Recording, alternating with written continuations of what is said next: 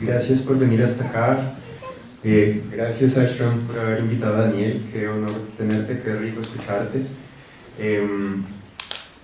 Bueno, esta pregunta surge de una conversación que habíamos comenzado con Adela hace un par de días. Y es lo siguiente, a mí me siento muy identificado con tu historia, porque también pues, crecí pues, con una familia atea y mi búsqueda pues, fue muy propia, sin ninguna influencia religiosa. Una de las cosas que me guió a esa búsqueda fue un aspecto pues, que es muy racional, que son las matemáticas.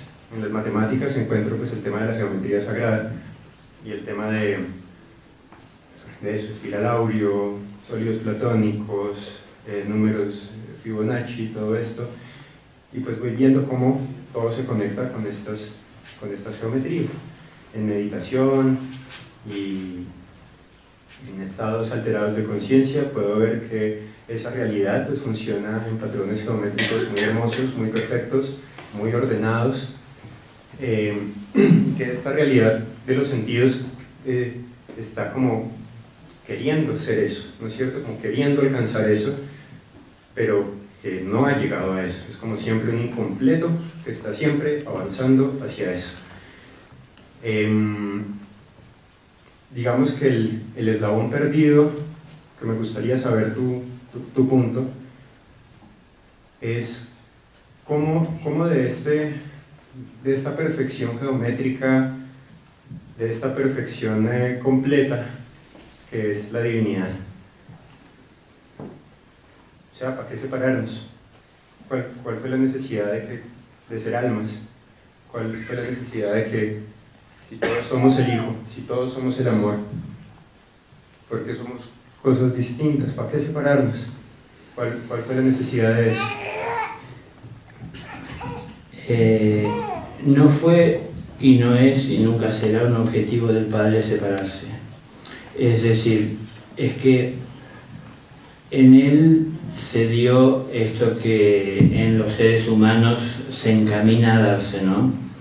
El amor creciendo en el interior a tal grado y a tal punto que en un momento ya no cabe más en sí. Entonces comienza a desprenderse de uno. Y ese amor inteligente y consciente de esa divinidad expresándose se manifiesta en formas de vida semejantes al Creador. Entonces es un desprendimiento de esa chispa, que entiéndase por desprendimiento que no han cortado lazos, es decir, los seres humanos siguen todavía ligados por un cordón de vida que obtienen su vida por el Padre, el único dador de vida, ¿no? El hombre trata de sostenerla viendo que no le falte el alimento, ¿no es cierto?, la bebida, y en el mundo buscando la forma para poder que esto no falte. Pero no por eso es que sostiene vida el espíritu.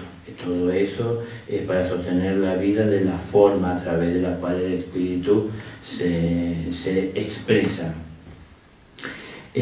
Porque las cosas van cambiando, porque todo todavía está en movimiento y en evolución. Es difícil entender la eternidad, porque cuando uno habla de eternidad, habla de algo que no tiene principio ni fin. La mente, ahí se le complica, ¿no?, el manejar ese tema. No tiene principio y no tiene fin.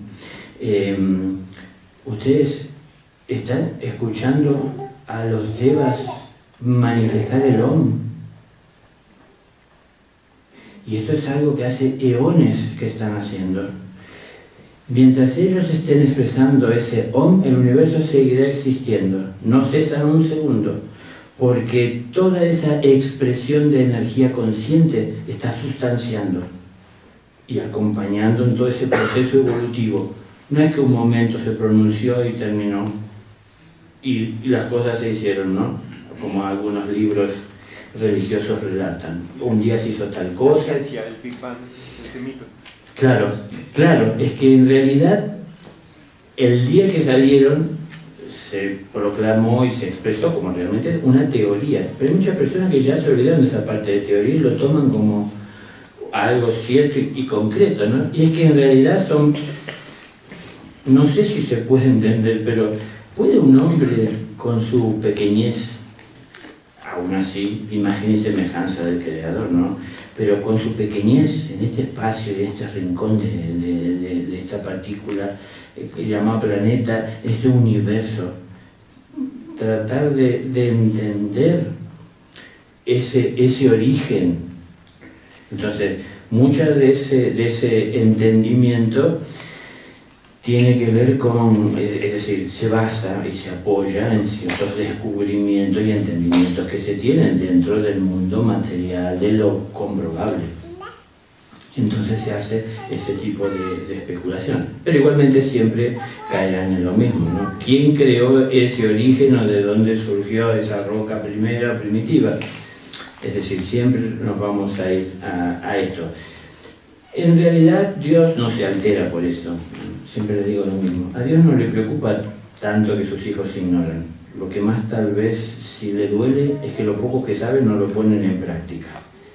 Es decir, uno no puede cambiar por lo que ignora, uno puede cambiar por poner en práctica lo que sabe. No importa saber mucho o saber poco, es lo que uno sabe. Que está en primer grado sabe lo que le han enseñado en primer grado, que está en séptimo, que está en secundaria, sabe más. Y es de lo que se espera, ¿no? Más. Entonces, el Padre nos pide a todos que hagamos hasta lo imposible, es decir, que demos todo de nosotros. Lo imposible no es posible, hasta lo imposible. Donde comienza lo imposible, es decir, el mayor esfuerzo. Y esto se ve reflejado en todo el universo que tiene conciencia de que así debe ser. Y todo el proceso es llevado adelante con alegría.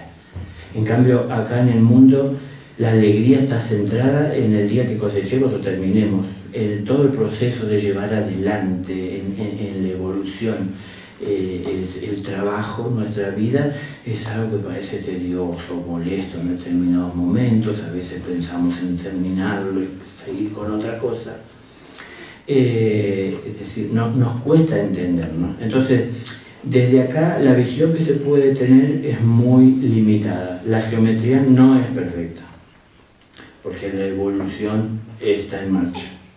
Entonces, claro, visto desde nuestras imperfecciones, vemos mucha perfección, ¿no? Un hombre en sus debilidades, en sus limitaciones, cuando se puede encontrar con un ángel, claro, es la perfección. No es la perfección. Es una de las expresiones que la perfección tiene.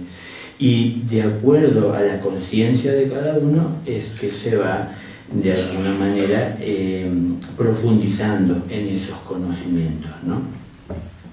En la medida que va tomándose un compromiso espiritual con la vida misma, uno va aprendiendo de sus propias limitaciones, de sus virtudes, de sus posibilidades, de toda la lección que la vida le va dando, y uno va creciendo. Y en este crecimiento espiritual y elevación amorosa es que uno comienza un camino consciente espiritual, ¿no? Y empieza entonces en ese camino consciente espiritual a adquirir jerarquía, como se conoce en la jerarquía espiritual. Comienza uno a adquirir jerarquía. ¿Quién adquiere la jerarquía? El amor que siente en uno. No estamos por encima ni por debajo de nadie, es el amor que nos va elevando.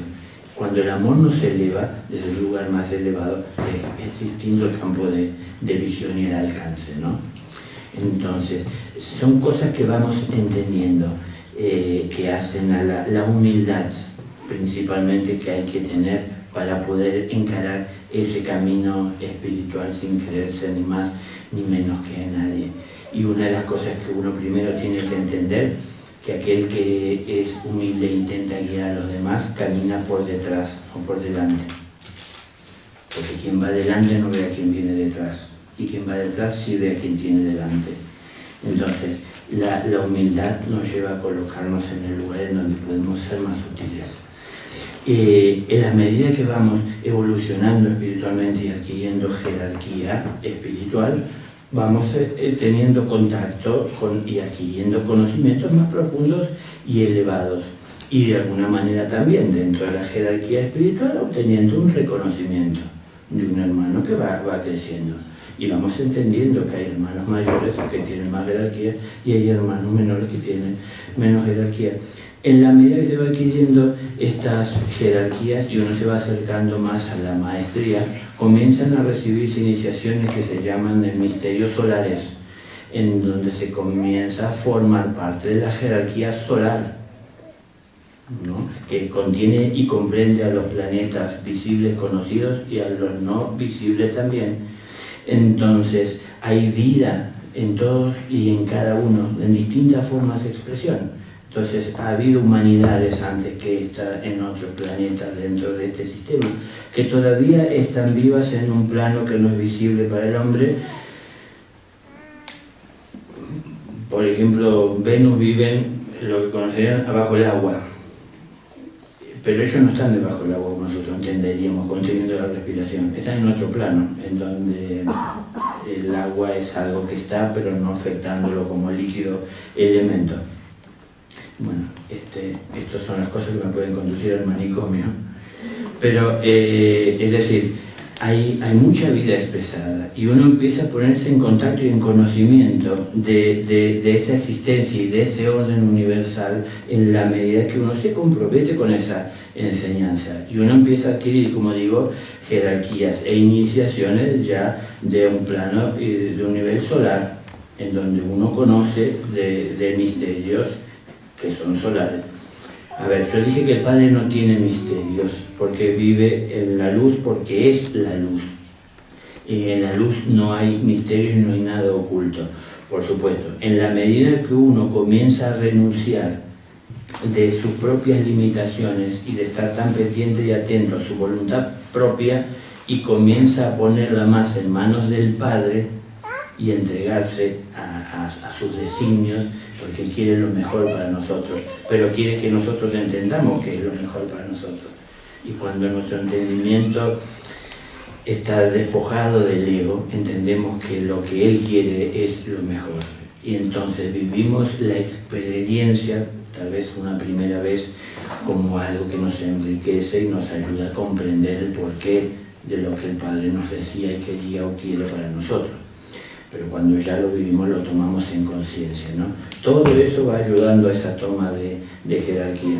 Y esta misma conciencia que nos lleva a crecer y otorga jerarquía dentro del sistema planetario y nos otorga jerarquía dentro del sistema solar, nos empieza a acercar a las jerarquías cósmicas, en donde comenzamos a entrar en contacto de esos misterios, ¿no?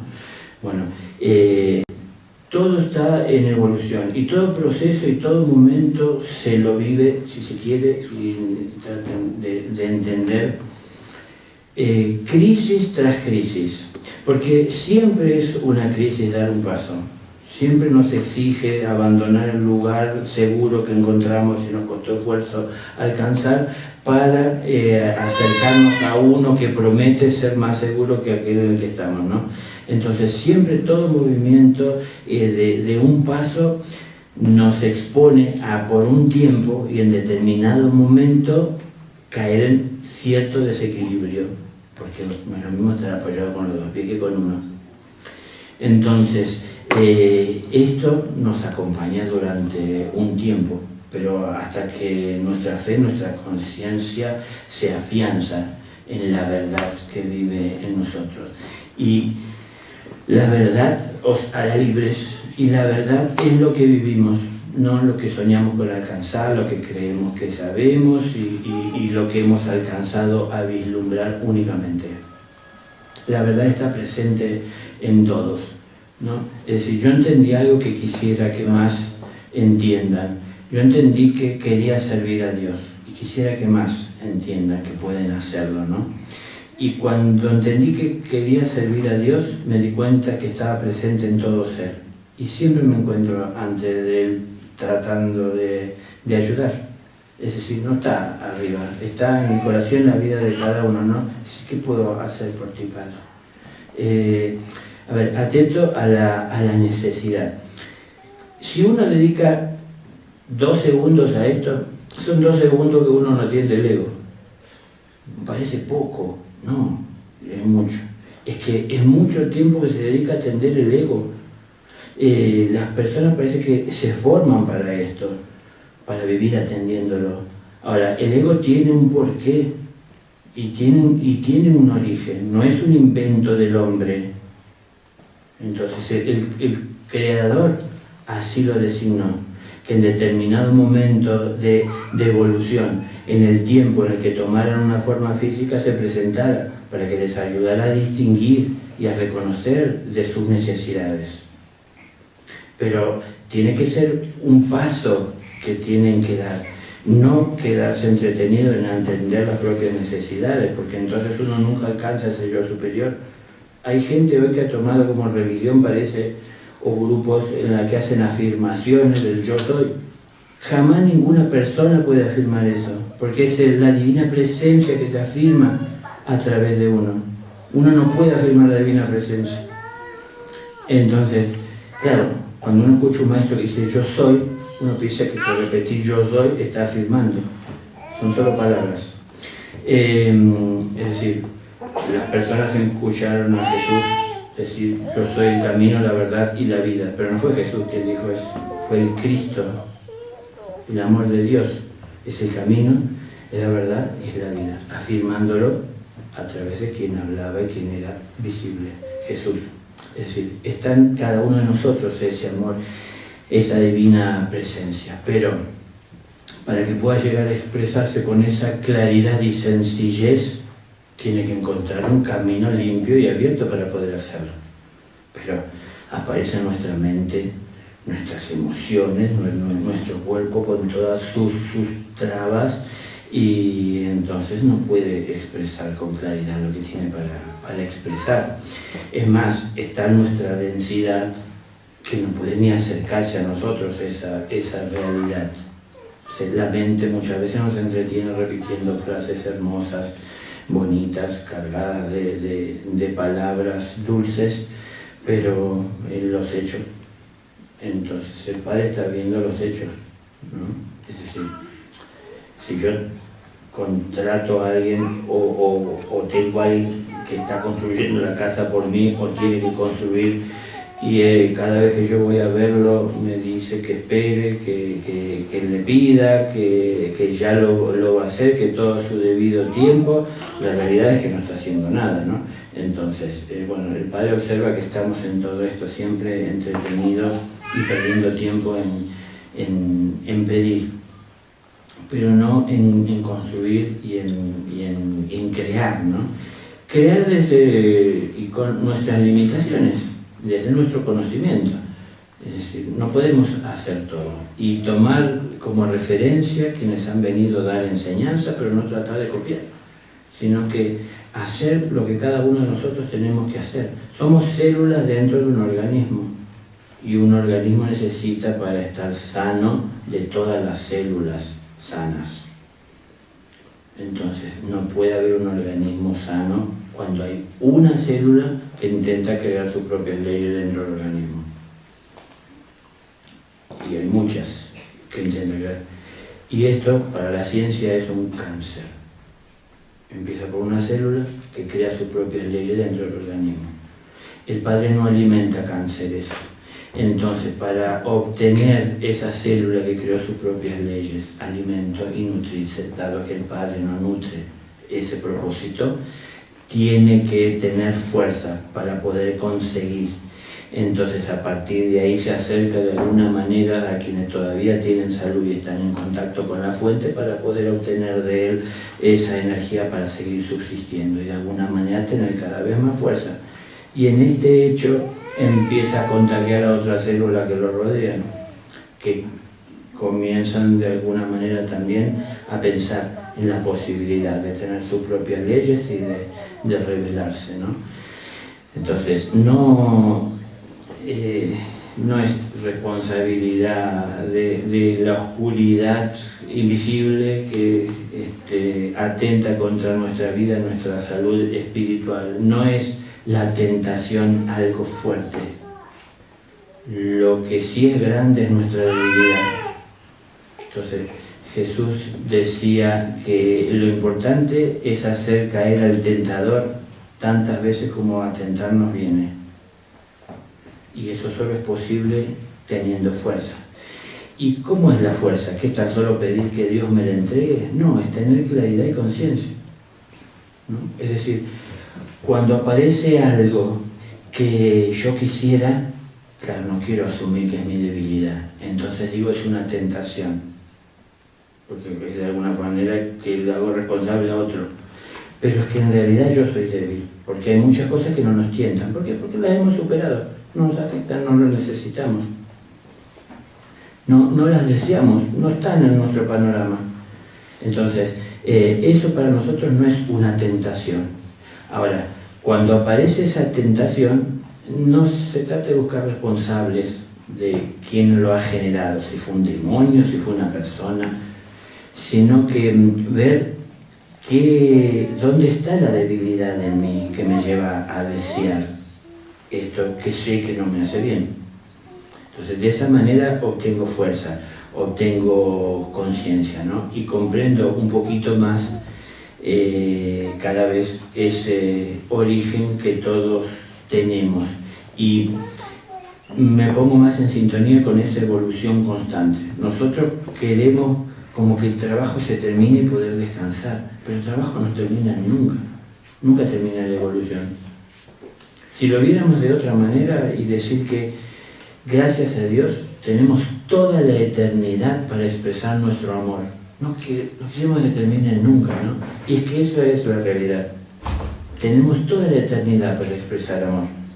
¿Y dónde expresamos el amor? ¿Dónde es más necesitado? Donde hay problemas. En donde ya viven con ese amor, es decir, no es ir a hablar con angelitos del amor, ellos ya lo comprenden. Es ir a hablar con aquellos que se niegan a vivirlo y a ponerlo de manifiesto.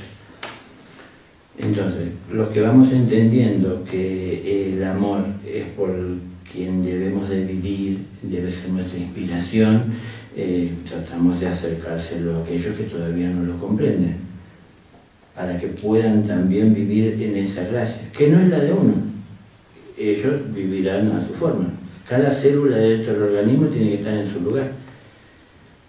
Pero esto parece también una constante muy presente, ¿no?